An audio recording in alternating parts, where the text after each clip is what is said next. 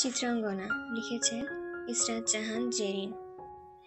আমি তো শাড়ি পরতে জানি না, কি করে শাড়িটা পরবো? মানে একটু একটু জানি, তবে নিজে পরলে 90% খুলে যাওয়ার আশঙ্কা আছে। চিত্রা বিনা দ্বিধায় বলল, তুমি কি আশা করছো আমি সিনেমার নায়কদের মতন তোমাকে শাড়ি পরিয়ে দেব? সিরিয়াসলি বউ?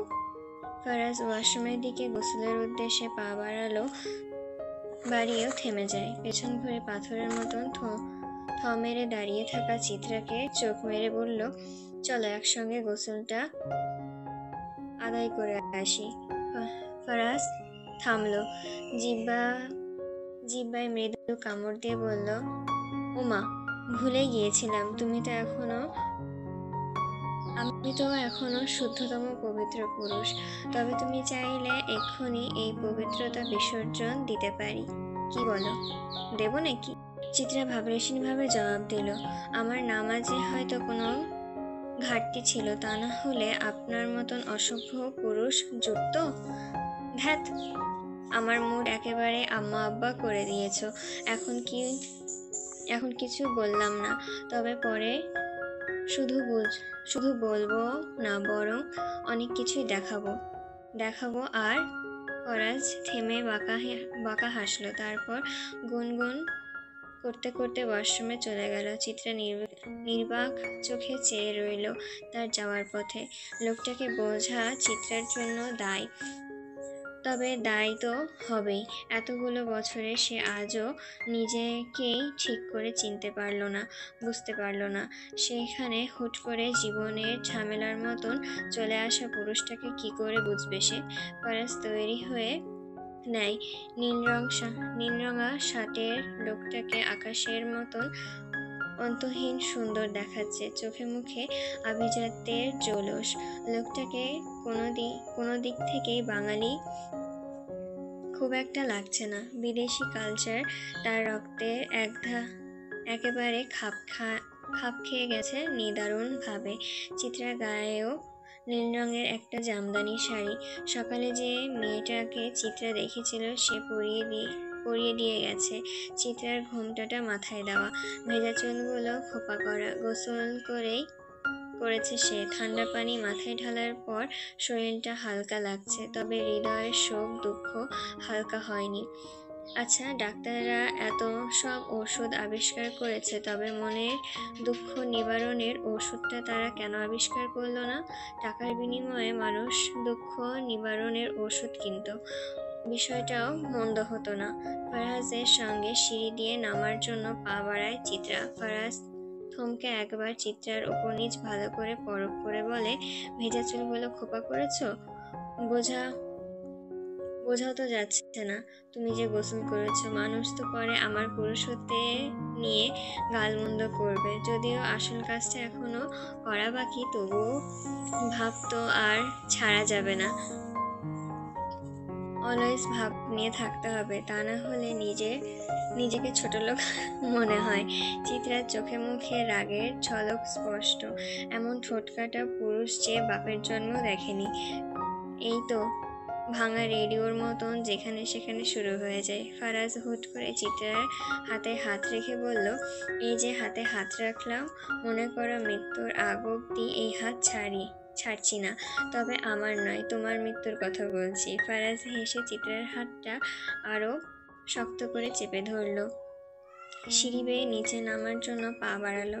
চিত্রার চোখে মুখে স্পষ্ট একটা ভয়, তবে সে এক প্রকার প্রকাশ করতে পারছে না, কিংবা প্রকাশ করার মতন সাহস হচ্ছে না, তা খোদা ভালো জানে। বাইরে থেকে বাড়িকে পুরনো ধাঁচের লাগলেও ভেতরটা একেবারে অন্যরকম। আধুনিক আসবাবপত্র সাজানো। পুরনো জমিদারি ভোজনকক্ষে আধুনিকতার মুড়িয়ে নাম দেওয়া যায় ডাইনিং হল। তবে খারাপ লাগছে না। চারিদিকে ভালো করে লক্ষ্য করলে এখনো পুরনো আভিজাত্য অসংখ্য প্রমাণ পাওয়া যায়। চিত্রাকে দেখা মাত্রই একটা মেয়ে দৌড়ে এসে বলল, তার মানে তুমি আমার মিষ্টি ভাবি? দেখি একটু তাকাও। আরো কিছু বলতে গিয়েও মেয়েটি থামার যদিও একটা কারণ আছে, আর সেই কারণটা ফারাজের শীতল চাহনি। কি এমন ছিল ওই কোমল চাহনিতে যে মেয়েটা এমন থমকে গেল? চেহারায় ভয় ফুটে উঠল।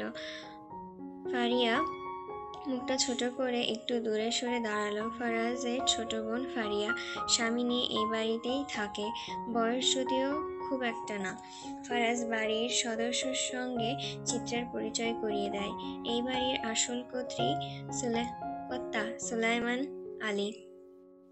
সুলাইমান এলাহি, ফারাজের পিতা তিনি। এখানকার চেয়ারম্যান। মানুষ তাকে মান্য করে চলে। নেহাত লোকটি ভালো মানুষ। ফারাজের বড় ভাইরা আপাতত বাড়িতে নেই, মাছের আড়তে গিয়েছে। এলাহি পরিবারের মাছের ব্যবসা, তবে ছোটখাটো নয়, অনেক বড়।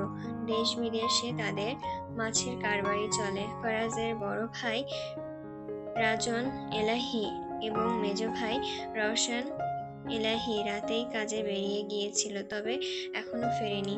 ফারাজের মা রুমানা এলাহি সঙ্গে চিত্রার প্রথম সাক্ষাৎ বেশ ভালোই হয়। রুমানা চিত্রার মতন বই ছেলের জন্য চেয়েছিল, তবে ফারাজের চাচাতো বোন নিরুপমাকে কেমন যেন গায়ে পড়া লেগেছে, খানিকটা আবার অভিমানীয়।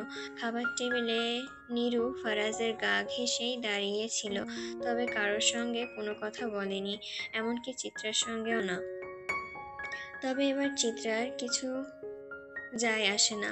তবুও চিত্রা সকলের মাঝে একটা প্রথম সাক্ষাতে খুব একটা অস্বস্তি বোধ করেনি। এই বাড়ির মানুষগুলো আসলে অনেক মিশুক। কথায় কথায় তারা চিত্রাকে এমনভাবে আপন করে নিয়েছে যেন তাদের সম্পর্ক বেশ পুরনো। একেবারে সবাই ফারাজ এলাহির বিপরীত। বাড়ির পুরুষেরা খাবার টেবিলে বসেছে। পুরুষ বলতে আপাতত সুলাইমান এলাহি আর ফারাজ এখানেই উপস্থিত। খাবার টেবিলে খাবারে ভরপুর। গরম গরম ঘিয়ে ভাজা পরোটা করা হয়েছে, ফারাজের খুব পছন্দ। চিত্রা কাচুমাচু করে ফারাজের পাশে দাঁড়িয়ে আছে। সে কাজ করতে চেয়েছিল, তবে সবাই এক কথা, নতুন বউ যেন কাজ না করে। বাড়িতে কাজের মানুষের অভাব আছে নাকি? তুমি দাঁড়িয়ে আছো কেন? বসো। তোমার স্বামীর পাশে বসে খাবে তুমি। ফারাজ চিত্রাকে তার পাশে বসার ইশারা করলো। বাড়ির সবাই তাতে একটু চোখ মুখ কেমন করে তাকালো। পরক্ষণে সবাই স্বাভাবিক হয়ে যার যার কাজে মনোযোগ দিল। চিত্রা অস্বস্তিতে পড়ে যায়। বাড়িতে এতগুলো মহিলা মানুষ আছে, তাদেরকে রেখে সে কি করে বেহায়ার মতন খাবার খেতে বসে পড়বে? তাছাড়া রাজনের স্ত্রী নদী এই তো কিছুক্ষণ আগে চিত্রাকে বলেছিল এই বাড়িতে পুরুষেরা খাওয়ার পরে নারীরা খাবার খায়। বসো, গলা ভারী করে ফারাজ বলল। এ যেন শান্ত ভাবে হুমকি দেওয়া। আরে আম্মাজান, বসো বসো, ফারাজের পাশেই বসো। এই কে কোথায় আছো? কে কোথায় আছো? আমার বৌমারে খাবার দে, ঘরের লক্ষ্মী যেন অসন্তুষ্ট না হয়। সুলাইমান এলাহির বিনয়ী কণ্ঠে চিত্রার বুকে ফাটল ধরল। তাকে কেউ এভাবে আম্মাজান বলে কখনো ডাকেনি। বাবারা বুঝি মেয়েদের এমনটাই আপন হয়, এভাবে তারা আদরের রাজকন্যার সঙ্গে বুঝি কথা বলে। চিত্রা ফারাজের পাশে বসলো। নদী ফারাজকে পরোটা দিতে গেলে ফারাজ নিষেধ করলো। ভাত দেন ভাবি, ভাতের ক্ষুধা পেয়েছে। ঘিয়ে ভাজা পরোটা মিসেস ফারাজ এলাহিকে দেন। নদী অবাক হলো। বাপরে দেবর, আমার পুরোই বদলে গেছে। ফারাজ জবাব দেয় না। তার সামনে ভাত তরকারি সাজানো। ফারাজ খাবারের প্রতিটি পদকে একবার দেখলো, বলল, কলিজা ভুনা কই ভাবি? সকালে যে কলিজাটা এনেছিলাম ওইটা ভুনা করতে বলেছিলাম না, করেননি? নদী কিছু বলার আগেই মোহনা কলিজা ভুনার বাটিটা টেবিলের উপরে রাখলো। বড় একটা চামচ করে ভুনা তুলে দিল ফারাজের পাতে। আজকে আমি রান্না করেছি, খেয়ে মতামত কিন্তু অবশ্যই জানাবে। ফারাজ মোহনার দিকে তাকায়। স্লিভলেস একটা ব্লাউজ দিয়ে ফিনফিনে পাতলা একটা শাড়ি পরা, কোমর অব্দি ছেড়ে রাখা কোকড়া চুলগুলো বেয়ে টুপটুপ করে জল পড়ছে। ডাগর আঁখি, নিচটা কালো কাজলে রাঙানো, ঠোঁটে রোজকার মতন মেরুন রঙের লিপস্টিক, কপালে টিপ। ফারাজ মুহূর্তে চোখ নামিয়ে ভাত মাখতে শুরু করলো। অনুভূতিহীন চেহারা তার। সে নিঃশব্দে বড় বড় লোকমা মুখে দিতে লাগলো।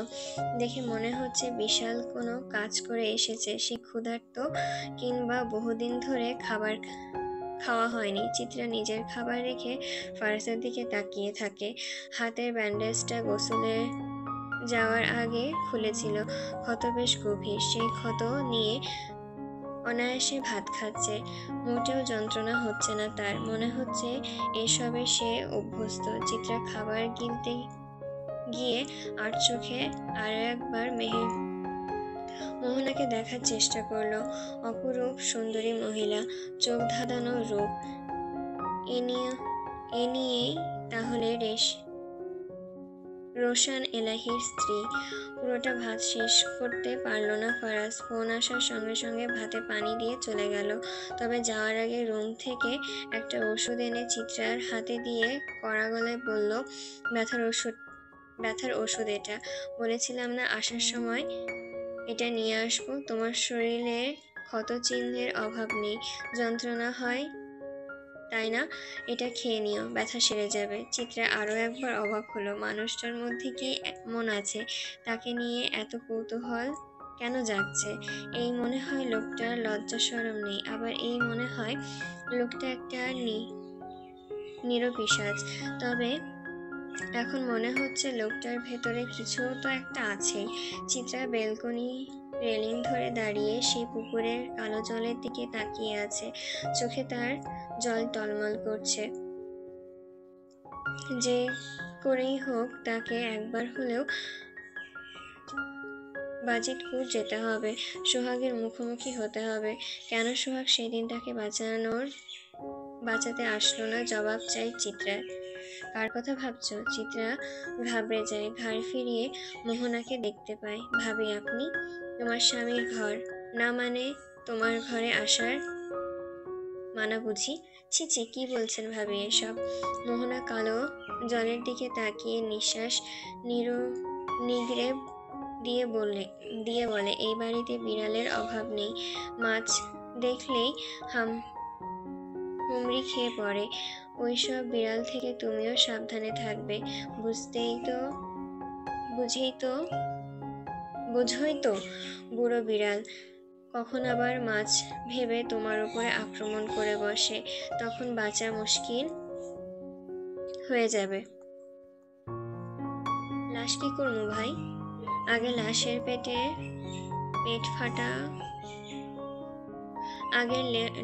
পেট ফাটা করবি, তারপর 8 মণ ইট বাঁধবি লাশের গায়ে। দড়ি যেন প্লাস্টিকের হয়। ইটের গায়ে ফাটা করা আছে না? যে আছে ভাই, ইটের ফাটা দিয়ে ভালো মতন ধুরি ঢুকাইবি, যাতে ইট সহজে ছুটতে না যায়। কাজটা মনোযোগ দিয়া করবি কইলাম। যদি কোনো ভুল হয় তাইলে তোর পেটে কাইট্টা মেঘনা নদীতে ভাসাইয়া দিমু। কথাটা মগজে ভালো কইরা ঢুকায়া রাখো। লোকটার ফোন কাটতে যেও কাটলো না। আবার বলল, নারায়ণগঞ্জে নিয়া ফেলাবি আজকে রাতের মধ্যেই। লাশ যেন পচে না। লাশের পচন পছন্দ না আমার। দরকার হইলে লাশের আপাতত বরফ দিয়া রাখ। আর যা করবি সাবধানে। লোকটা ফোন রাখলো। মইন একটা ফাঁকা ঢোক গিলল। সে এখানে নতুন এসেছে। এখনো কাজের অনেক কিছুই তার শেখা বাকি।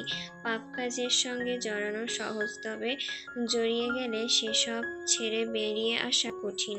মইন সব জেনেও এখানে এসেছে। তার আব্বার সদর হাসপাতালে ভর্তি। চিকিৎসার জন্য টাকা প্রয়োজন, আব্বার জন্য মইন সব করতে পারে। জীবনের ঝুঁকি নিয়ে সে এখানে এসেছে। ভাবতেই এভাবেই তো আর সে মেরে মরে যেতে পারবে না। তাদের কর্তা, তাদের নেতা এখন ট্রলারে নেই। সে রাতের বেলায় আসেন,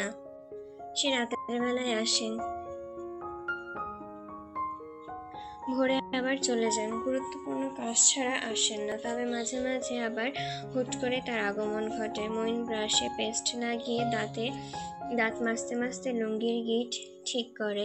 এখন তার কাজ নেই, কাজ সব রাতে।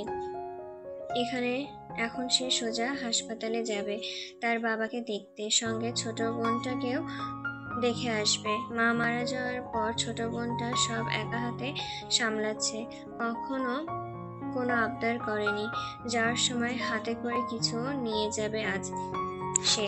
চিত্রার সঙ্গে অনেকক্ষণ যাবৎ খুনসুটির কথা বলছে মোহনা। বাড়িতে এত সব কাজের মানুষ থাকলে বাড়ির বউদের হয়তো এভাবেই শুয়ে বসে সময়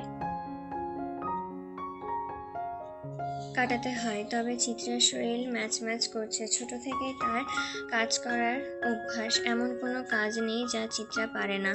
এখানে আসার পরে ঘরের মধ্যে বসেই থাকতে হচ্ছে চিত্রাকে। তার শাশুড়ি রান্নাঘরে, নদীও রান্নাঘরে, তবে চিত্রাকে উনুনের সামনে আসতে নিষেধ করেছেন রুমানা। গালে হাত বুলিয়ে বলেছেন, তুমি আমার ফারাজের বউ, আমার ছোট পোলার বউ। তাই তুমি আমার চোখের আমার ছোট মাইয়ার সমান। আমার মাইয়া ফারিয়াও কোনো কাম করে না এই বাড়িতে, তাই তুমিও করবা না। যাও এখান থেকে যাও। তোমার সুন্দর চেহারা তৈরি হয়েছে স্বামীর যত্ন নেওয়ার লাইগা। আমার পোলার সেবা যত্ন করাই তোমার ধর্ম। নীরু ও রুমানার সঙ্গেই ছিল, আর রুহি ব্যস্ত নদীর মেয়ে নুরিকে সামলাতে। বাড়িতে কি শুধুমাত্র এরাই থাকে? তবে সুলাইমান এলাহি যখন বাইরে যাচ্ছিলেন তার সঙ্গে আরেকজন লোককেও দেখেছিল চিত্রা। বয়সে সুলাইমান এলাহি থেকে হয়তো কিছুটা ছোট হবেন, তবে চিত্রার সঙ্গে তার পরিচয় হয়নি। লোকটাকে কিছু একটা নিয়ে চিন্তা করতে দেখেছিলেন। নীরু তোমার সঙ্গে কথা বলেনি বুঝি? মোহনা জিজ্ঞাসা করল। চিত্রার ধ্যান ব্যাঘাত ঘটল। সে বলল, না তো, করবেই বা কেমন করে? তার চাঁদের বসত গেড়েছ তুমি? মানে মজা করলাম, আমি আবার রসিকতার মানুষ বোন, তুমি কিছু মনে করো না। চা খাবে? এই দুপুরে চা? কেন, খাও না? আমি খাই তো। যখন দুপুরে বাড়িতে কেউ থাকে না, তখন আমি এই যে কালো কুকুরটা দেখছো, ওইটা দেখতে দেখতে চা খাই। মোহনা হাসলো। হঠাৎ হিসিয়ে বলল, ইদানিং স্বপ্নে শুধু রক্ত দেখছি। রক্তে কেমন যেন নতুনত্ব ছিল। মোহনার অদ্ভুতভাবে চিত্রার দিকে তাকায়। চিত্রা তার চোখে চোখ রাখলো না। সে মোহনার দৈনিক সাজসজ্জা লক্ষ্য করছে। এই বাড়িতে এখন অবধি সে শুধুমাত্র তাদের সঙ্গে কথা বলেছে, তাদের মধ্যেই শুদ্ধ বাঙালি ভাষা। শুধুমাত্র ফারাজ এবং মোহনাকেই কথা বলতে দেখেছে। ফারাজ এলাহিকে যেমন চিত্রা বুঝে উঠতে পারছে না, তেমনি মোহনাকেও বুঝতে পারছে না সে। তোমাদের বিয়ে কেমন করে হলো? মানে রাতে সবাই ঘুমিয়েছিলাম, আর সকালে উঠে জানতে পারলাম ফারাজ এলাহি নাকি বিয়ে করেছে। ভাবা যায়, ফারাজ এলাহি বিয়ে করেছে? চিত্রা কি জবাব দেবে বুঝতে পারছে না। না জানি ফারাজের বাড়ির মানুষকে কি বলেছে। এখন যদি চিত্রা সত্যি বলে দেয়, তখন তো সমস্যা হতে পারে। বলবে না স্বামী বারণ করেছে, তাই না? থাক, বাদ দাও। ভাবি, ভাই এসেছে, আপনাকে ডাকছে। দরজার সামনে দাঁড়িয়ে হাঁক ছাড়ল নীরু, তবে চিত্রার সঙ্গে কোনো কথা বলল না। চিত্রাও তেমন কোনো আগ্রহ দেখালো না। চাঁদ শব্দটা নিয়ে এখনো সে ভাবছে। বিষয়টি তার মাথায় ধরছে না। চলো চিত্রা, নিচে চলো। এখন বাড়িতে এক এক করে সবগুলো বিড়া মানে এখন বাড়ির পুরুষরা বাড়িতে ফিরবে, তোমার স্বামীও বাড়িতে আসবে। সকালবেলা তোমাকে নিজের ভাগের পরোটা দিল, এখন তো তোমার উচিত স্বামীকে কিছু একটা দেওয়া। কি আছে তোমার কাছে? চিত্রা ভাবলো, তার কাছে কি আছে? কিছুই তো নেই, সে তো নিঃস্ব। কিছুই কিছুই নেই নাকি? মোহনা পুনরায় জিজ্ঞাসা করলো। না, চিত্রার সোজাসাপটা জবাব। একটা জিনিস আছে তো? চিত্রা জিজ্ঞাসু দৃষ্টিতে মোহনার দিকে তাকালো। তোমার জীবন। পুরুষ মানুষ কিছু নেওয়ার জন্য কিছু দেয়, তবে যা দেয় তার চেয়ে বেশি কেড়ে নেয়। কথাটা মোহনা খুব যে খারাপ বলেছে তা নয়। চিত্রা মোহনার পিছনে পেছনে দোতলার সিঁড়ি বেয়ে নিচে নেমে আসে। বসার ঘরে চোখ যেতে একসঙ্গে তিনজন পুরুষের চোখে মাথার ঘোমটা আরো বড় করে টেনে নিল সে। পুরুষগুলো একে অপরের সঙ্গে কথা বলছিল। চিত্রা দিকে চোখ পড়তেই তাদের কথার প্রসঙ্গ বদলে যায়। এই যে এরা দুইজন তোমার বড় ভাসুর, উনি হলেন রাজন, আমার স্বামী, আর ইনি রওশন, মোহনার স্বামী, আর উনি হলেন গিয়ে তোমার দেবর জোহান এলাহি, তোমার চাচা শ্বশুরের বড় পোলা, বলল নদী। চিত্রা এক মুহূর্তের জন্য চেয়ে একটা করে সালাম দিয়ে চোখ নামিয়ে ফেলল। আর আমি হচ্ছি মিসেস চিত্রা এলাহির আপন স্বামী, যার অনুমতি ছাড়া আপনি আমার স্ত্রীকে দর্শকের সামনে প্রদর্শন করেছেন। কাজটা কি ঠিক হচ্ছে ভাবি? ফারাজ হাসিমাখার কণ্ঠেও কেন জানি সবাই থমকে গেল, তবে তার ভাইয়েরা কিচ্ছুটি বলল না। না মানে ফারাজ, তুমি ভুল ভাবছো। চিত্রা, তুমি রুমে যাও। চিত্রা অবাক হলো, সামান্য একটা বিষয় নিয়ে কেউ এভাবে বলে? কিন্তু ফারাজ, আমি তোমাকে যেতে বলেছি না?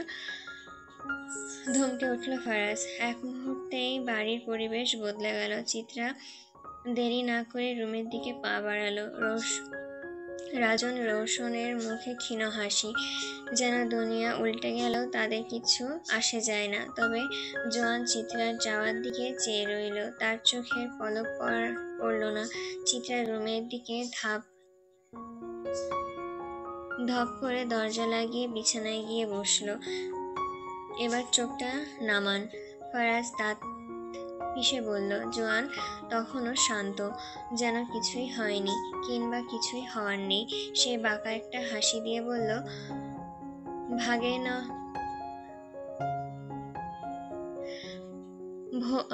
ভোগে নয়, ত্যাগেই প্রকৃত সুখ। মনে আছে তো? রান্নাঘরে মার্জিয়া আর মারিয়া রান্নার জোগান করছে। পুঁইশাক ভাজি করছে মারিয়া। হ্যারে মারিয়া, আমার সোহাগটার লাইগা তো বুকটা পুড়তাছে।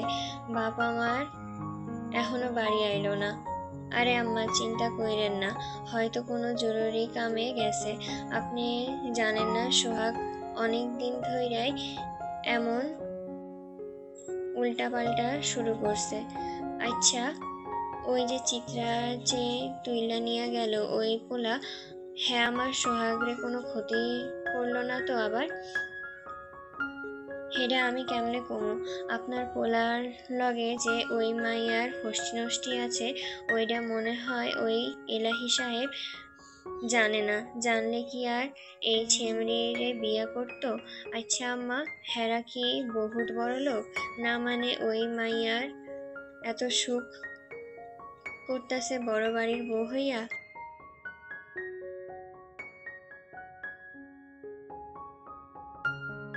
হ, মনে হয় এলাইচি বাড়ি বউ হইয়া গেল মাঝখান দিয়া। সব কপাল। আম্মা, এলাইচি না, এলাইহি। ওই হইল। বাড়ি বাড়ির বেল বাজতেই বাড়ি মারিয়া কাজ রেখে দরজা খুলতে যায়। তবে দরজা খুলতেই মারিয়ার নিস্তব্ধ নির্বাক চিৎকার করে উঠল সে, আম্মা! তোর মুখে লাগাম আর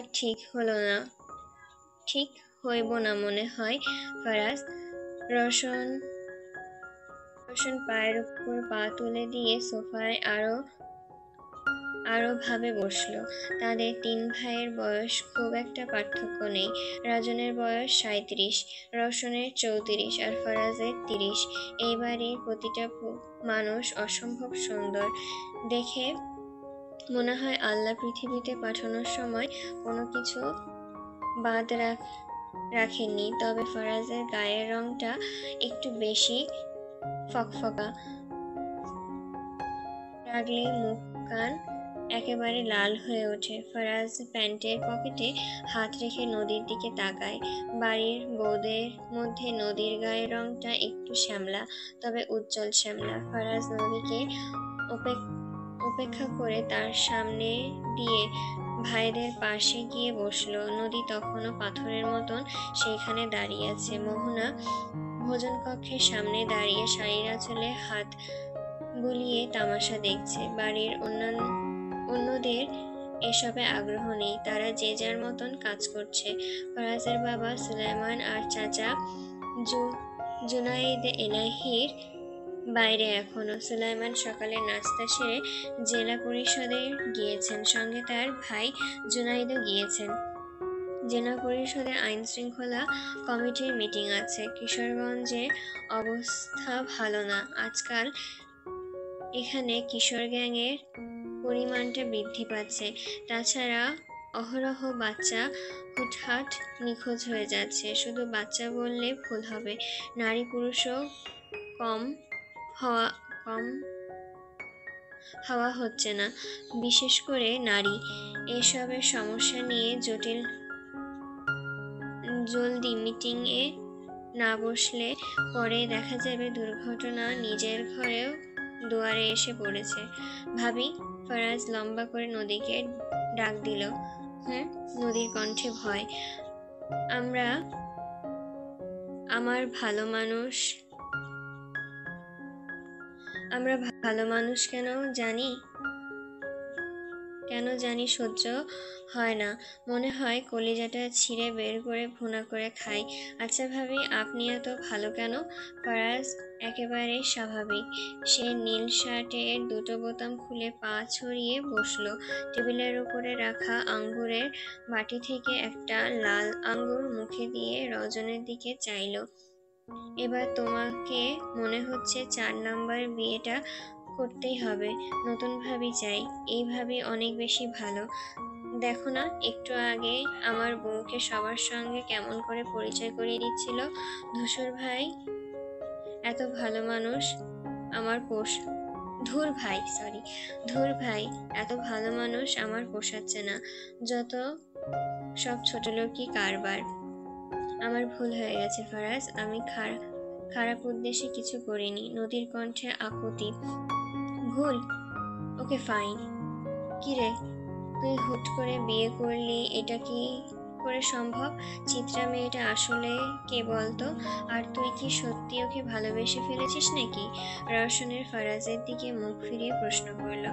ভালোবাসা? সেটা কি জিনিস? আচ্ছা, যা মনে করো। আমি আমার বউকে ভালোবাসি নাকি ঘৃণা করি সেটা আমার ব্যাপার। তবে ফরাজ এলাহির পদ্ধতি ভিন্ন। আমি ভালোবাসা দেই সব ছিনিয়ে নেওয়ার জন্য। এটা ভালোবাসা না, এটা বিষ। বুঝলে তো? আমি রুমে যাব। আরে বাল, ভাইয়ের সঙ্গে কথা বলছি, দেখতে পাচ্ছেন না ভাবি? এতদিন পর বাড়িতে ফিরলাম, তাও আপনাদের মহিলাদের জন্য শান্তি নেই। আর রাজন ভাই, আপনি আপনার বউ ঠিক করেন। ঠিক করার দায়িত্ব যদি আমার হাতে তুলে নেই, তাহলে কিন্তু এলাহি বাড়ি থেকে আরেকটা লাশ বের হবে। রাজন কোনো জবাব দেয় না, শুধুই শীতল চোখে নদীর দিকে তাকিয়ে থাকে। নদীর লজ্জা লাগছে। এখন তো নিজের অবস্থা দেখেও মনে হচ্ছে প্রদর্শনের পাত্র। হঠাৎ রান্নাঘর থেকে কাজের মেয়ে নীলুফা এসে সবার উদ্দেশ্যে প্রশ্ন করল, ভাই, খাওন খাইবেন না আপনারা? না, তোকে খাবো। জোয়ানের অদ্ভুত কথায় মেয়েটা ঘাবড়ে গেল। আজ 1 সপ্তাহ হয়নি সে বাড়িতে কাজ শুরু করেছে। কাউকে ঠিকভাবে এখনো অব্দি চেনে না পর্যন্ত। নীলুফার গায়ের রং ছিমছাম, নাকে একটা ছোট্ট নোলক, আটসাট দেহের প্রতিটি ভাঁজে দুরন্ত যৌবন, গলায় একটা তাবিজ ঝুলছে, চুলগুলোকে সবসময় বিনুনি করে রাখা। নীলুফা মা বহু বছর ধরে এখানে কাজ করছে, তবে নীলুর কাজ শুরু করার আগে কখনো এ বাড়িতে আসেনি। ফারাজ এক মুহূর্তের জন্য কপাল কুঁচকে নীলুকে দেখলো, পরক্ষণে বিরক্তিতে তার কপাল আরো কুঁচকে আসলো। সে উপস্থিত সবার উদ্দেশ্যে জিজ্ঞাসা করলো, কথার মাঝে বা হাত ঢুকিয়ে প্রশ্ন করলো, কেন এই মেয়ে? সে কি নতুন নাকি? কেউ ওকে বলনি মেয়ে মানুষ এমন বাড়াবাড়ি আমার সহ্য হয় না। রান্নাঘর থেকে নীলুর মা জলদি ছুটে আসলেন, মেয়েকে এক ধমক দিয়ে বললেন, তোরে কইছিলাম আমি এখানে আইতে, যা মুখ করি সবার কাছে ক্ষমা চাইয়া এখান থেকে যা, মাফ করবেন। ফারাজ কিছু বলল না, আঙ্গুল দিয়ে ইশারা করে চলে যাওয়ার নির্দেশ দিল। মেয়েটি আর এক মুহূর্তে সেখানে দাঁড়ায়নি। তবে মেয়েটি চলে যাওয়ার পর রওশন তার পাশে বসে থাকা ফারাজের হিসিয়ে কিছু একটা বলল। ফারাজ তাতেও জবাব দিল না। রওশন উঠে গেল, মোহনার কাছে ডেকে বলল, আমার পেট ভরা, তুমি ওই নতুন কাজের মাইয়ারে এক গ্লাস লেবুর শরবত বানাইয়া আমার রুমে নিয়ে আসতে কও। মোহনা কোনো জবাব দিল না। তবে রান্নাঘরে যাওয়ার সময় পেছন থেকে জোয়ান ডাক দিল, তাকে বলল, শরবতের সঙ্গে গ্লুকোজ দিতে ভুলল না ভাবি। ভাই সারাদিন ঘরের বাইরে কত পরিশ্রম করে। মোহনা তাতেও জবাব দিল না। সে রান্নাঘরে চলে গেল। রজন এখনো নিশ্চুপ। সে কি একটা ভেবে নদীকে বলল, ভাত নিয়ে রুমে আসো। রজন কথা না বাড়িয়ে উঠে গেল। তবে নদী ভয় হচ্ছে, কিছুতেই রুমে যেতে ইচ্ছে করছে না। মার্জিয়া হা হতাশ করছে। সোহাগ যে তাকে এত বড় ঝটকা দিবে তা সে বুঝে ওঠেনি। সারা রাত ছেলে বাইরে থেকে এখন বাড়ি ফিরেছে বউ নিয়ে। মেয়ের গায়ের রং শ্যামলা, নাম জান্নাত। মার্জিয়া রান্না রেখে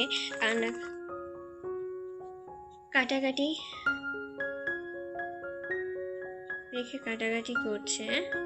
মারিয়া মাহাদিকে ফোন করে সব জানিয়েছে, তবে মাহাদি এখন চাইলেও আসতে পারবে না, কাজে আছে সে। কাজের চাপ ইদানিং অনেক বেশি। সোহাগ জান্নাতকে নিজের রুমে বসিয়ে দিয়ে আসে, ফ্রেশ হতেই বলে তাকে সোহাগের ক্লান্ত লাগছে। বাড়ির মানুষ তার মুখ থেকে জবাব শোনার অপেক্ষায় আছে, তবে কেউ কোনো কৈফিয়ত দিতে ইচ্ছে করছে না তার। কি বলবে সবাইকে? চিত্রাকে সে এতদিন ব্যবহার করেছে। এসব প্রেম ভালোবাসা কিছুই ছিল না। চিত্রাকে দেখলে শুধুই কামুকতা জাগতো তার। ভালোবাসা নয় এসব বলবে। তবে জান্নাতের সামনে এসব নিয়ে ঝামেলা করতে এখন মন চাচ্ছে না। সোহাগ মায়ের রুমে এসে বসলো। তার মা আঁচলে মুখ লুকিয়ে কান্না করছে। বাড়িতে বউ এসেছে, তাতে তার কোনো আফসোস নেই। আফসোস শুধু ছেলে তাকে না বলে এমন সময় বিয়ে করেছে সেই নিয়ে। তার সবচেয়ে বড় কথা, সোহাগ এখনো বেকার। সংসার চালাতে এমনিতেই তাদের কষ্ট হয়, তার উপর ঘরে নতুন একজন এসে জুটেছে, এখন ওকে কি খাওয়াবে? সোহাগ মায়ের পাশে বসে বলল, জানি তোমার মনে অনেক প্রশ্ন। জান্নাতের ভরণ পোষণের দায়িত্ব নেওয়ার চিন্তা তোমার মধ্যে, কিন্তু চিন্তা কইরো না, আমি সব ব্যবস্থা কইরাই বিয়ে করছি। সোহাগ নিজের সঙ্গে আনা একটা ব্যাগ খুলে মায়ের হাতে দিয়ে বলল, খুইলা দেখো। মার্জিয়া চোখ মুছে ব্যাগটা খুলে দেখে এক ব্যাগ টাকা। চোখ তার ছানা বড়া। এত টাকা? আস্তে আম্মা, এখন কোনো প্রশ্ন কইরো না, জলদি আমাগো দিন বদলাইব। আমি সোহাগ দিন বদলাইয়া দিমু। তুই কোনো খারাপ কাজে জড়াইয়া যাস নাই তো বাপ? মাথা খারাপ হয়েছে তোমার? তবে ভেতরের কথা যেন ফাঁস না হয়। তুই না চিত্রারে ভালোবাসতি? বাসতাম, তবে এখন বাসি না। আর সে এখন অন্যের বউ, অন্যের খাওয়া জিনিসে সোহাগ নজর দেয় না। মার্জিয়া থমকে গেলেন। সন্দিহান কণ্ঠে ছেলেকে জিজ্ঞাসা করলেন, চিত্রা যে বিয়ে করছে ওইটা তুই কেমনে জানছস? ওর বিয়ার সময় তো তুই নিখোঁজ ছিলি। ফরাজের রুমে এসে শার্ট খুলে এসি বাড়িয়ে দিল। ইদানিং যে গরম পড়েছে। ফরাজের ঘরে অনেকগুলো ইংরেজি ম্যাগাজিন ছিল। চিত্রা সেখান থেকে একটা ম্যাগাজিন নিয়ে চোখে বুলাচ্ছে। খিদে পেয়েছে তার, তবে এমন লোকের সঙ্গে তার বিয়ে হয়েছে যে কিনা তাকে অনাহারে রাখিয়ে মারতে চায়। মানে লোকটা হাতে ভাতে সব দিক দিয়েই তাকে মারার জন্য বিশেষ প্রস্তুতি নিয়ে রেখেছে। হঠাৎ কাজের মেয়ে রুমে এসে খাবার দিয়ে যায়। চিত্রা একবার আর চোখে খাবারের দিকে তাকায়। খাবার দেখে ক্ষুধা আরো বেড়ে গেছে। তবে একটা প্লেট কেন? বউ, এই বউ, খালি কি ম্যাগাজিন পড়ে পেট ভরাবে? আসো একটু ভালোবেসে আমার মনটাও ভরিয়ে দেই। হ্যাঁ, আসো একটু ভালোবেসে তোমার মনটাও ভরিয়ে দেই। চিত্রা আবার অবাক হলো। এটা কি মানুষ নাকি গিরগিটি? একটু আগে নিচে সকলের সঙ্গে কেমন আচরণ করলো, আর এখন পীড়িত একেবারে গলে গলে পড়ছে। আপনি এত বেহাইয়া কেন? আর সকলের সঙ্গে এমন ব্যবহার করেছিলেন কেন? কয়টা রূপ আপনার? আমি শুধু তোমার জন্য বেহাইয়া বউ, তবে রূপ হাজারটা থাকলেও তোমার জন্য ভালোবাসার রূপটাই রেখেছি। আসো না একটু কাছে, মনটা আমার বড্ড ক্ষুধার্ত। ফরাজ গলা ফাটিয়ে গান গায়। আয়না করি ফষ্টি নষ্টি, দেখতে নোনতা খেতে মিষ্টি, টুনটান টুন। চিত্রা চেঁচিয়ে উঠল, নষ্টামি না করে গিয়ে ভাত খান। আমার মাথা কেন খাচ্ছেন? খাবারের আকার পড়েছে নাকি? খাবার তো দুনিয়াতে অনেক আছে, তবে আমার বউয়ের থেকে সুস্বাদু দুইটাই নেই। আসো বউ, আজ তোমাকে খেয়ে একটু টেস্ট করি। চিন্তা করো না, আমি আবার ভালো রিভিউ দিতে পারি। ফরাজ চিত্রার ম্যাগাজিনটা হাত থেকে নিয়ে নিল। চিত্রা অবাক হয়ে তাকানোর সুযোগও পেল না। এর মধ্যে ফরাজ তাকে নিজের কোলে টেনে নিল। চিত্রার শ্বাস ভারী হয়ে এলো। সে কিছু বলতে যাবে, ঠিক তখনই ফরাজ তার ঘাড়ে হাত রেখে মাথা নিজের দিকে টেনে নিল। সময় যেন এক মুহূর্তের জন্য থমকে গেছে। ফরাজ চিত্রার ঠোঁটে নিজের ঠোঁট ডুবিয়ে দিল, গভীর একটা চুমু এঁকে দিল। চিত্রা শিউরে উঠল। হাত দুটো গিয়ে ফরাজের বুকে ধাক্কা দেওয়ার চেষ্টা করলো, কিন্তু ফরাজের শক্ত আলিঙ্গন হতে নিজেকে ছাড়িয়ে নেওয়া অসম্ভব হয়ে উঠল। চিত্রার হৃদস্পন্দনের বেগ পায়, শ্বাস বন্ধ হয়ে আসে, বুকের ভেতর ঝড় বইছে। কয়েক মুহূর্ত পর ফরাজ ধীরে ধীরে তাকে ছেড়ে দেয়। চিত্রা হাঁপিয়ে ওঠে, বড় বড় শ্বাস ফেলছে। তার চোখে মুখে বিস্ময় আর বিভ্রান্তি। ফরাজ ঠোঁটের কোণে এক চিলতে হাসি নিয়ে তার কোলে মাথা রেখে শুয়ে পড়ল। চিত্রার দিকে তাকিয়ে চোখ মেরে জিজ্ঞাসা করলো, কেমন লাগলো বউ? চিত্রা রাগে কটমট করছে। ফরাজকে ধাক্কা মেরে নিজের কোল থেকে সরিয়ে দাঁত পিষে সে জবাব দিল, এলাচের মতন লাগছে। বুঝতে পারছেন মিস্টার এলাচি? অসভ্য লোক কোথাকার। ধর্ষণ মামলা দিয়ে যদি আপনাকে হাজতে না পাঠাতে পারি, আমার নামও চিত্রাঙ্গনা নয়। আমার নামে মামলা ঠুকিয়ে লাভ নেই। ও আমাকে কারাবন্দি করে প্রিয় প্রেমিক সোহাগের কাছে যাওয়ার ফোন দিয়ে এটেছ? ফরাজ এলাহির কণ্ঠে বিদ্রুপের শীতল ঝলক। চিত্রা অবাক হলো না, কারণ সে জানে ফরাজ এলাহি চতুর খেলোয়াড়। সে খেলার জয়লাভের প্রস্তুতি নিয়েই মঞ্চে নেমেছে। চিত্রার ঠোঁটে একরাশ তিক্ততা জমে। আপনি সব জেনে শুনে আমাকে কেন বিয়ে করলেন? বলুন কেন? ফরাজ নির্লিপ্ত কণ্ঠে উত্তর দিল, টাইম পাস করার জন্য। আসলে 30 বছর ধরে সুখে থাকতে থাকতে জীবনটা কেমন যেন বোরিং হয়ে গিয়েছিল, তাই বিনোদনের জন্য বিয়েটা করলাম আর কি। হ্যাঁ, চিত্রা ভ্রু কুচকে যায়। তাহলে আপনার কাছে বিয়ে মানে নিছক সময় কাটানো, টাইম পাস? কিন্তু আমাকে কেন বেছে নিলেন? দুনিয়ায় কি সুন্দরী মেয়ের অভাব ছিল নাকি? সুন্দরী মেয়ে তো দুনিয়াতে অহরহ আছে, তবে তারা কেউ যে তুমি নও বউ, আমার যে তোমাকেই লাগতো। ফারাজ হেসে উঠল, ধীর পদক্ষেপে এগিয়ে এসে ভাতের প্লেট বাড়িয়ে দিল চিত্রার দিকে। ক্ষুধা পেয়েছে? নিজেও খাও, আমাকেও খাইয়ে দাও। চিত্রা ঠান্ডা চোখে তাকালো। আপনার নিজের হাত নেই? আপনার নিজের হাত নেই? হ্যাঁ, ঠিক বলেছি। আচ্ছা, তবে নিজে আপন একটা বউ তো আছে। ফারাজ কণ্ঠে অবজ্ঞা ছোঁয়া এনে বলল, তোমাকে বিয়ে করেছি কি শুয়ে বসে থাকার জন্য নাকি? নিজস্ব সম্পদের যত্ন নিজেকেই নিতে হয়। আজ থেকে আমার সব কাজ তুমি করবে, এমনকি আমার সুরক্ষা বস্ত্রটাও তুমি ধুয়ে দেবে। হ্যাঁ, আর কতকাল নিজের সম্পদ পরের হাতে ধোবো? চিত্রা দীর্ঘ নিঃশ্বাস ফেলল।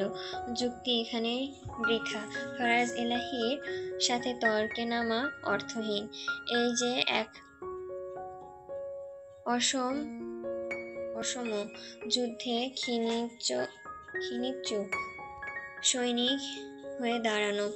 তাই সে কোনো কথা না বাড়িয়ে চুপচাপ ভাতের থালায় হাত তুলে নিল। লড়াইয়ের হার মানার মানে পরাজয় নয়, কখনো কখনো তার প্রতিশোধের নতুন অধ্যায়ের সূচনা। যদি ফারাজের খেয়াল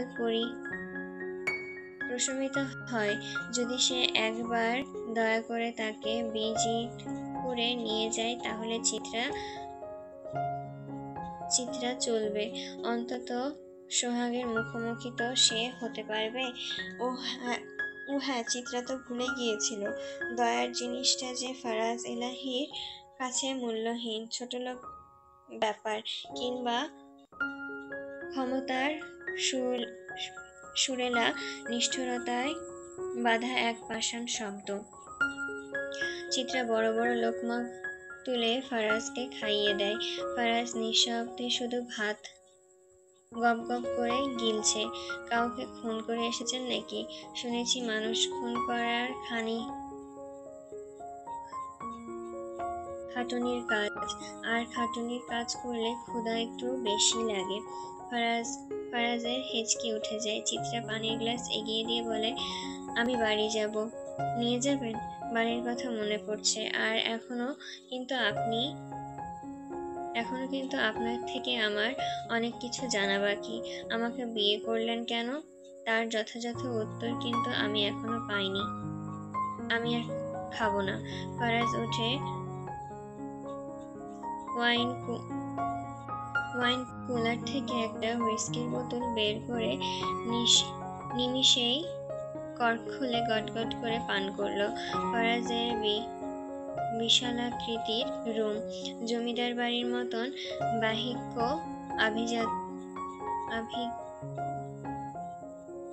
আভিজ্ঞান, কিন্তু ভেতরের আসবাবপত্র সব বিদেশি আধুনিক ডিজাইনের মোড়ানো। ফারাজের পুরনো রুমটা কালো আর মেহরুন রঙের সংমিশ্রণে সাজানো হয়েছে। কালো আর মেহরুন রঙের প্রতি তার অদ্ভুত টান আছে। এই রং দুটো যেন তারই অপ্রকাশিত অনুভূতির বহিঃপ্রকাশ। আলাদাভাবে রং দুটো পছন্দের কোনো কারণ নেই, রং দুটো ভালো লাগে, হয়তো এটাই ভালো লাগার কারণ। ফারাজ হুইস্কির বোতল নিয়ে বারান্দায় দাঁড়ায়। প্যান্টের পকেট থেকে একটা সিগারেট বের করে ঠোঁটে চেপে ধরে। তবে লাইটার কোথায় গেল? কি লাইটার খুঁজছেন বুঝি মিস্টার এলাহি? চিত্রা লাইটার জ্বালিয়ে ফারাজের ঠোঁটে চেপে ধরা সিগারেটে ধরিয়ে দেয়। ফারাজ অপলক দৃষ্টিতে চিত্রার দিকে তাকিয়ে সিগারেটে এক টান দেয়। গাল ভর্তি ধোঁয়া ছেড়ে চিত্রার মুখের উপর। ধোঁয়ার কারণে চিত্রার কাশি চলে আসে। সে আঁচল আঁচল মুখে চেপে ধরে। ফারাজ সিগারেটটা টোকা মেরে বেলকনি দিয়ে নিচে ফেলে দেয়। চিবুক শক্ত করে প্রশ্ন করে, সামান্য সিগারেটের ধোঁয়া তুমি সহ্য করতে পারো না? আর সারাটি জীবন ফারাজ নামক নিউক্লিয়ার বোমকে কি করে সহ্য করবে? আমাকে বিয়ে করেছেন কেন? জবাব দিন বলছি। ফারাজের মুহূর্তে মাথা গরম হয়। যেসব জিনিস সে পছন্দ করে না সেসব জিনিসই বারবার সঙ্গে করা হচ্ছে। কেন? বেশি ভদ্রতা দেখাচ্ছে তাই বলে? আসলে দুনিয়ায় ভণ্ডামি চলে, ভদ্রতা নয়। ফারাজ বাম হাতের হুইস্কির বোতলটা আরো শক্ত করে চেপে ধরতে মুহূর্তে ডান হাত দিয়ে চিত্রার গলা চেপে ধরে। হুট করে এমন আক্রমণ বোধহয় আশা করেনি চিত্রা। তাল সামলাতে না পেরে বেলকনির রেলিংয়ের সঙ্গে পিঠ ঠেকে যায় তার। ফারাজের মুখের দগ্ধ হয়ে উঠল, ঠিক যেন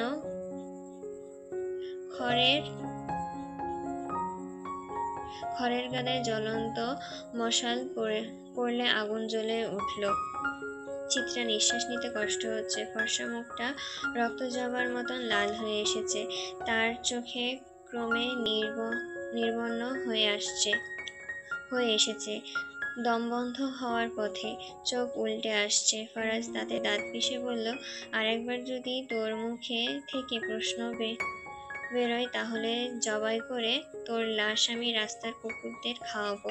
কথাটা যেন তোর কান দিয়ে ভালো করে ঢোকে। চিত্রার চোখ বেয়ে অশ্রু ছলছল করছে। গলা থেকে তার ভোঁতা আর্তনাদ বেরিয়ে আসছে। ফারাজ, মরে যাচ্ছি।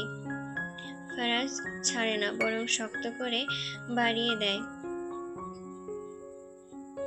শক্তি আরো বাড়িয়ে দেয়। ছোট্ট একটা জান বের করতে এত পরিশ্রম? আসলেই মানুষ খুন করতে কষ্ট আছে। আচ্ছা, এই তো একটু পর চিত্রার শরীর থেকে জানটা মুক্তি পাবে। তখন ফারাজ কি করবে? আবারও কি কলিজা ভুনা দিয়ে ভাত খাবে? ফারাজকে তখন ভাত খাইয়ে দেবে কে? চিত্রার চোখ বন্ধ হয়ে আসছে। চোখটা মেলার চেষ্টা করলো সে, তবে পারল না, আর পারবে না। সময়ই যে শেষ। এই বউ, তুমি কি সাপটাপ নাকি? মানে নাগিন? সাপদের মতন অমন চোখ মেলে ঘুমাচ্ছ কেন? চিত্রার হুঁশ ফেরে। সে নিজেকে একবার দেখলো, ভালো করে দেখে। কই, তার তো কিছু হয়নি। ফারাজের দিকে একবার তাকায় সে। ফারাজ কসরত করে এখন ঘামন্ত। স্টিম মেশিনের সাহায্যে বেঞ্চ এবং শোল্ডার প্রেস করে উঠেছে সে। ফারাজের ফকফকা নগ্ন বুক, পরনে কালো একটা ট্রাউজার, কসরত করা শরীরটা ভেজা ভেজা পুরুষত্ব শক্ত, বুকটা সামান্য কালো লোমশে আবৃত। বা বুকের ওপর একটা কাটা দাগ। চিত্রা চোখ সরিয়ে নেয়। না, চোখ সরাচ্ছ কেন? দেখো না একটু। ব্যায়াম করে তোমার জন্য তো শরীর বানাচ্ছি। চিত্রা উঠে যায়। চোখ মুখ এখনো ঘোলাটে লাগছে। মুখে পানি দেবে সে। এতক্ষণ সে কি দেখেছে এসব? ভয়ঙ্কর কল্পনা। খাটের কোণে মেঝের উপর বসে নদী কাঁদছে। শরীরে কোনো রকম শাড়ি দেওয়া। সিগারেটের জ্বলন্ত আগুনে শরীরের নানান জায়গায় গর্ত হয়ে গেছে। শরীর জ্বলছে, তবুও নদী চিৎকার করে কান্নার সাহস পাচ্ছে না। সে জানে তার স্বামীর ওজন মেয়ে মানুষের কান্না সহ্য করতে পারে না। কাঁদলে হয়তো এবার তাকে মেরেও ফেলতে পারে। রজন দ্রুত পুরুষ নয়। গলা ভর্তি চাপদারি, সবসময় সাদা পাঞ্জাবি পরে থাকে। তাকে কখনো শার্ট পরতে দেখা যায় না। অবাধ্যতা তার পছন্দ নয়। রজন সিগারেট ফেলে বিছানা ছেড়ে উঠে বসলো, লুঙ্গি ঠিক করে নদীর দিকে চেয়ে বলল, রুহুর মায়া তোর কইমা গেছে তাই না? এটাই তোর শেষ সুযোগ। আর একবার তোর পাকনামি দেখলে সবচেয়ে ভয়ঙ্কর মৃত্যুটা আমি তোরেই দিমু, জানোয়ারের বাচ্চা। রাজন ড্রয়ার থেকে আরেকটা সাদা লুঙ্গি বের করলো, লুঙ্গিটা কাঁধে ঝুলিয়ে গোসলে চলে গেল। তবে যাওয়ার আগে নদীর পিঠে আরেকটা লাথি মারতে ভুলল না সে। নদী মেঝের উপর হয়ে পড়ে কাঁদছে। তাকে বাঁচাতে আগেও কেউ আসেনি, আর হয়তো কখনো কেউ আসবে না। নদীর পাশের রুমের বারান্দায় রজনের ছোট বোন দাঁড়িয়ে আছে। সে জানে তার ভাবির সঙ্গে কি হচ্ছে, তবে ভাবিকে রক্ষা করার মতন সাহস তার মধ্যে নেই। এমনিতেও তার স্বামী এই বাড়ির ঘরজামাই, তাই তারা কেবলই এই বাড়ির আসবাবপত্রে জমে থাকা ধুলোর মতন, যার কোনো মূল্য নেই, যাকে কেউ পছন্দ করে না। ফারাজের বইয়ের নাম কি রে? ফারিয়া পেছন ফিরে তাকায়, জোহানকে দেখতে পায়। জোহান তার রুমের দরজায় হেলান দিয়ে দাঁড়িয়ে আছে, মুখে নির্লিপ্ত হাসি। কিরে, মনোব্রত নিয়েছিস নাকি? চিত্রা, কেন? ফারাজের চয়েস আছে বলতে হবে, কড়া জিনিস বাড়িতে এনেছে। তোমার ভাবি হয় চিত্রা, অন্যের পাত্রে মুখ দেওয়া কবে বন্ধ করবে? জোয়ান এক লোহমা চুপ থেকে জবাব দেয়, মুখ দিচ্ছি না রে। এই প্রথম ইচ্ছে করছে জীবনটা বের করে মিসেস এলাহির হাতে দিয়ে দেই। সন্ধ্যা নেমেছে। হিলচিয়া গ্রামের আকাশ ধীরে ধীরে গভীর অমানিশায় ঢেকে যাচ্ছে। ধান খেতে আলপথ ধরে দিনের শেষে ঘরে ফিরছে মানুষ, কেউ কাঁধে কাস্তে, কেউ বা মাছ ভরা ঝুড়ি হাতে। বাঁশের ঝাড়ের মাথায় সূর্যের শেষ আলো ফিকে হয়ে আসছে। নদীর বুকে রক্তিম আভা ফেলে ডুবে গেছে দিনের শেষ সূর্য। দূর মসজিদ থেকে ভেসে আসছে মাগরিবের আজান। সেই সুরের মাঝে মিলিয়ে যাচ্ছে জেলেপাড়ার ঘর থেকে ভেসে আসা হারিকেনের মিটিমিটি আলো। জলিল আজ খুশি, অনেকদিন পর কপাল খুলেছে। বড় ভাই রুই আর পাঙ্গাস ধরা বড় বড় রুই আর পাঙ্গাস ধরা পড়েছিল কাল রাতের জলে। বাজারে ভালো দামও পেয়েছে, হাতে টাকা এসেছে, তাই ভাবলো আজ জুনাইফার পছন্দের কিছু আনবে। 7 মাসের অন্তঃসত্ত্বা তার বউ, কত কিছুই তো খেতে ইচ্ছে করে এই সময়, কিন্তু সে কখনো কিছু চায়নি। জলিল নিজেই নিয়ে এসেছে 2টো কবিতরের বাচ্চা। জুনাইফা কবিতরের মাংস অনেক পছন্দ।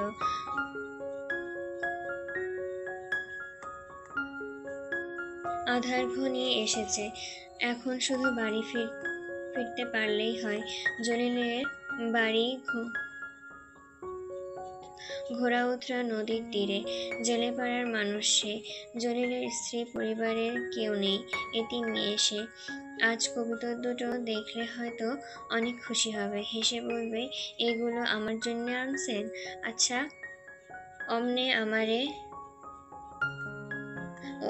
আমারে কতখানি ভালোবাসেন? জলিল একটু জুনাইফার কপালে চুমু খেয়ে বলবে, ওই যে নদীর পানি দেখতেছো না জুনাইফা, আমার ভালোবাসা তার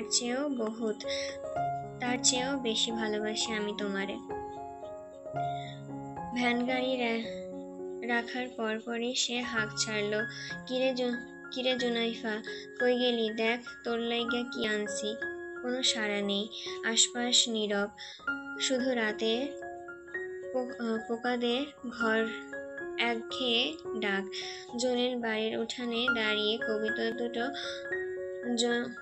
জমিনে রেখে লুঙ্গি গিট ঠিক করে একবার চারপাশে তাকায়।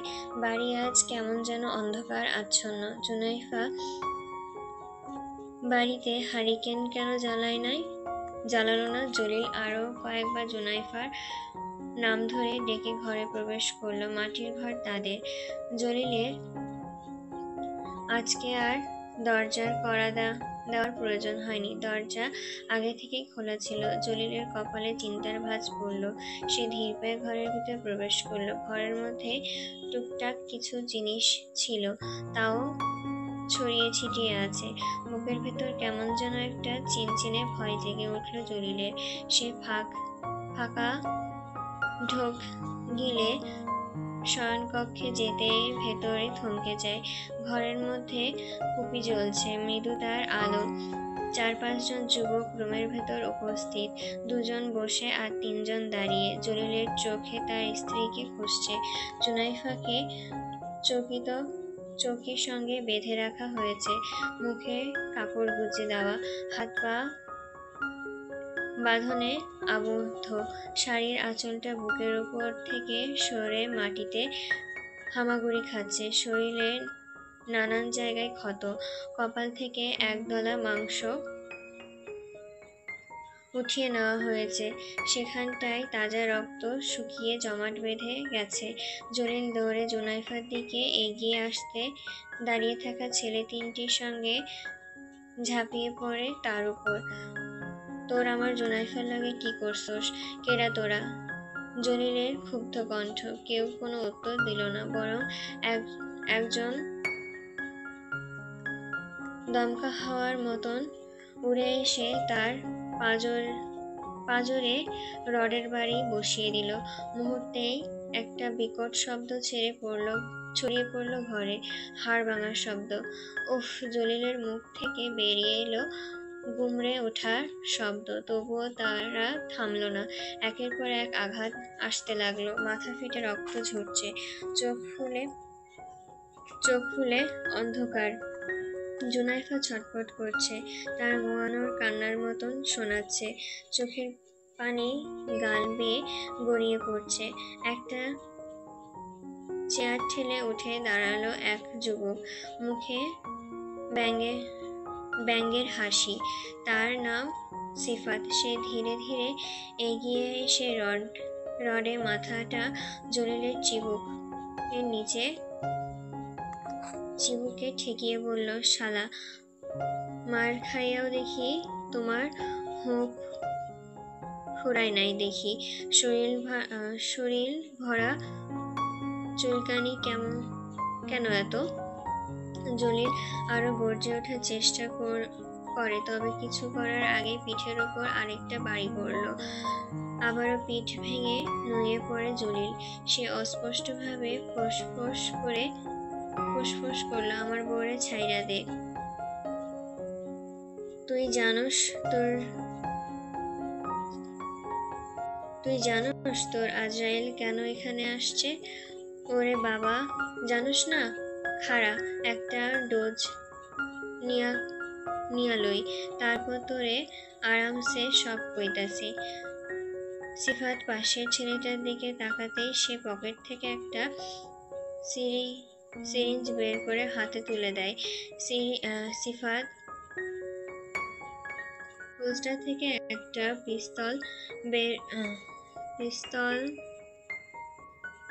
পিস্তল করে সিরিঞ্জের সঙ্গে মেঝেতে রাখলো। তারপর দাঁড়িয়ে থাকা ছেলেটিকে উদ্দেশ্য করে বলল, এই সোহেল, রামদাটা কই? ওইটা দে। জুনাইফার পাশে দাঁড়িয়ে থাকা সোহেল হাতে রামদাটা এগিয়ে দেয় সিফাতের দিকে।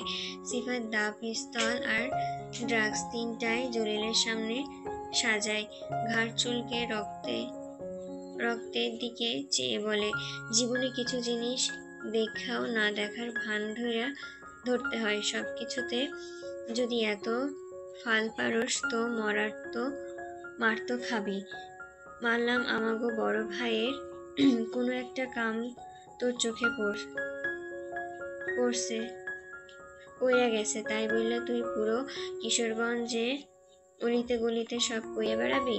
সিফাত জুনাইফার দিকে তাকালো, ফের জলিলের দিকে চেয়ে বলল, বইয়ের বাচ্চা হইব? ভালো, তবে বাচ্চাটার কপাল পুরব। ছ্যা, না পারবো হে দুনিয়ায় আইতে, আর না পারবো মার্ডারে দেখতে, আর না পারবো বাপরে দেখতে। খাড়া, সোনা তোর বাচ্চারে বাইরে আইনা কই? তুই দুনিয়ায় আসার আগে মরছস তোর বাল পাকনা বাপের লাইগা। জলিলের চোখে জল, তার কণ্ঠ মিয়ে এসেছে, তবুও সে বলে, আমারে যা করার কর, আমার বউ বাচ্চারে ছাইরা দে। ছেলেগুলো উচ্চ শব্দে হেসে উঠল। সিফাত এবার হাতের রডটা শরীরের শক্তি দিয়ে জলিলের গলার মধ্যে ঢুকিয়ে দেয়। গলার রগ ছিঁড়ে তাজা রক্ত বেরিয়ে আসে। জলিল রক্ত বমি করে, শরীরের তার ঢলে পড়ে। শরীর আর এক ফোঁটাও শক্তি বেঁচে নেই। জলিলের চোখ এখনো খোলা, তবে চোখে কেবল অশ্রু জমে আছে। এই চোখে লুকিয়ে আছে স্ত্রী সন্তানের বাঁচানোর আর্তনাদ। সিফাত ছেলেগুলোর দিকে ইশারা করতেই তারা জুনাইফার হাত পায়ের বাঁধন খুলে দেয়। জুনাইফা হাতড়ে স্বামীর কাছে যেতে নিলে সোহাগ তার চুলের মুঠি টেনে ধরে চকিত ধরম করে ফেলে। উপরে হয়ে পড়তেই পেটে ভয়ঙ্কর ব্যথা অনুভব হয়। আল্লাহ বলে চিৎকার করে ওঠে। 4 জন ছেলে মিলে শক্ত করে চেপে ধরে জুনাইফার হাত পা। সিফাত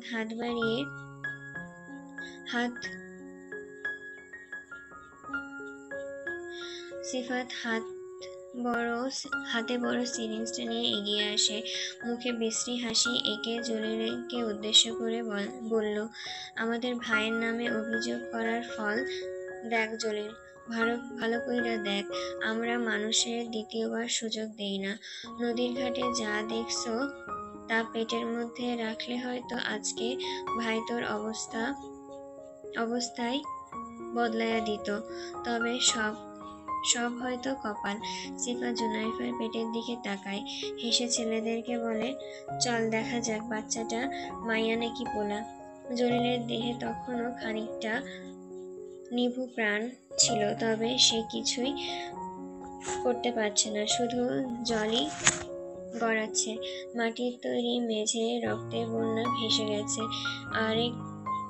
আরেকটু পর এই মাটির দেহ হয়তো মাটিতে মিশে যাবে, তবে মৃত্যুর এত জঘন্যভাবে কাপুরুষের মতন না হলেও পারত। মৃত্যুর থেকে যন্ত্রণা হচ্ছে স্ত্রী সন্তানকে বাঁচাতে না পারা, তাদের নিষ্ঠুর পরিণতি নিজের চোখে দেখা।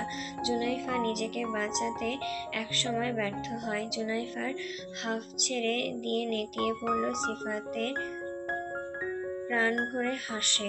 নিজের কাজ শেষ করে শার্ট পরতে ছেলেগুলোকে বলে, ওগরে আর মারতে হইব না, আমরা ভাইয়ের কাম কইরা দিছি, তবে প্রমাণও তো রাখা যাইব না।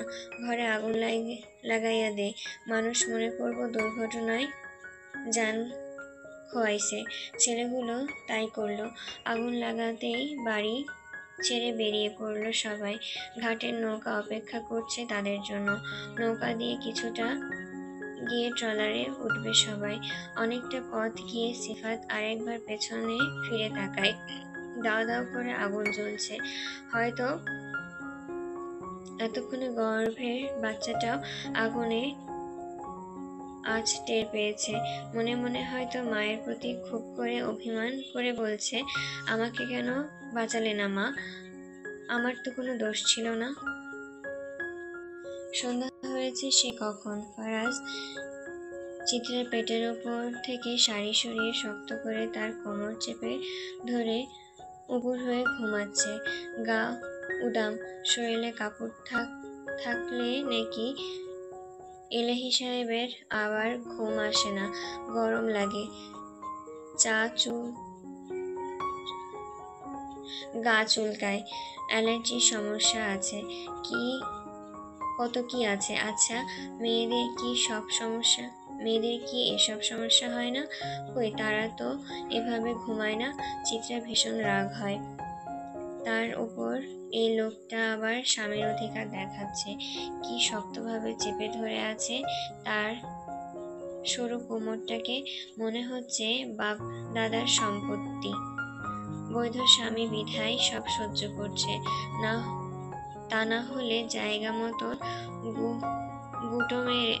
গুঁতো মেরে বংশের বাতি ফোঁটা করে দিত। চিত্রা নিজেকে ছাড়ানোর জন্য নড়ে চড়ে ওঠে, তাতে কাজ হয় না, বরং ফারাজ তাকে নিজের বুকে আরো শক্ত ভাবে গেঁথে নেয়। চিত্রা ঠোঁট উল্টে বলে, এর মানে আপনি ঘুমাননি, ইচ্ছা করে এসব করছেন, ছাড়ুন।